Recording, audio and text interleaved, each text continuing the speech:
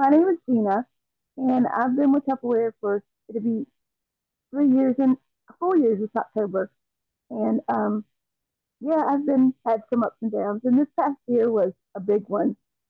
In July, I was at a vendor event, and I got really sick, and I collapsed, and I woke up the following day in ICU. I had to have emergency surgery, and it was really scary. The doctors told me that I was lucky to be alive, but I overcame that, and but I didn't start back with my Tupperware until it was several months. But probably it might have been September or October, and that happened. October probably that happened in July 4th to be exact. And um, after that, I was struggling. I was like, where am I going to find dating stuff? Like, I always had a Frank's list, and I know everybody knows what a Frank's list is. Um, and I went back to it, and I was like, gosh, I've used just about everybody. So I'd had a vendor, I had a lot of vendor events, and I thought, I didn't look at my vendor slips from the day that I collapsed, and I had a ton of them. So I went to that, and I booked.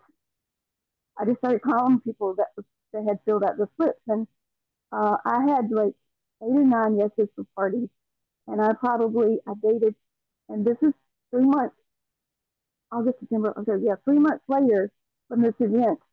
And I went back and I told them what had happened. And so I think I had like 5 or 6 of them to date parties, and they turned out to be really good. And um, then it was like I struggled to keep my bookings up.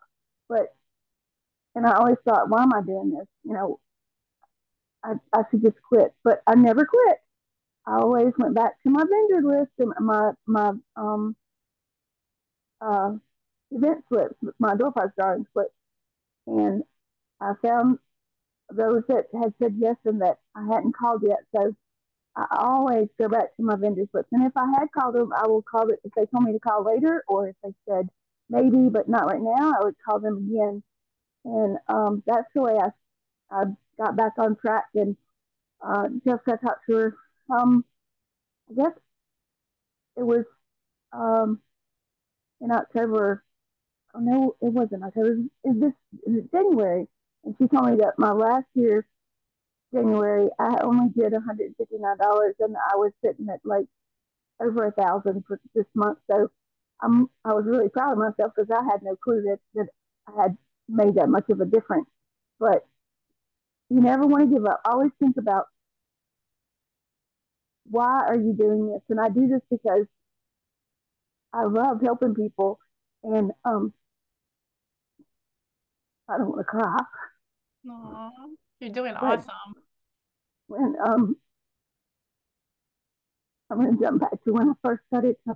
I had lost my husband, and I was in a very very low place, and I don't know. My daughter-in-law invited me to a virtual party, and I don't know where I would be today if I had not have said yes to this opportunity. So always, you never know what people are going through. So ask everybody for parties, for recruiting, and don't ever hesitate to give a compliment because you never know who needs it. And I was one of those people that needed it, and I found it, and I found it in a big family in Tupperware. So if you ever feel like quitting, go back to why you started. Go back to how you felt before you started. And go over those reasons, and then list your pros and cons of why you do this. And I guarantee you, your pros will be a lot more than your cons, because mine were. So anyway, um, so don't ever, and always remember that you have everybody around you in this Tupperware family.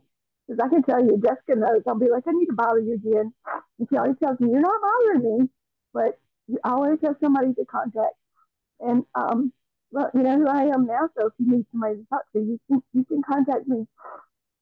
And I'll try not to cry because I cry at the drop of a hat anymore. But I guess it's age.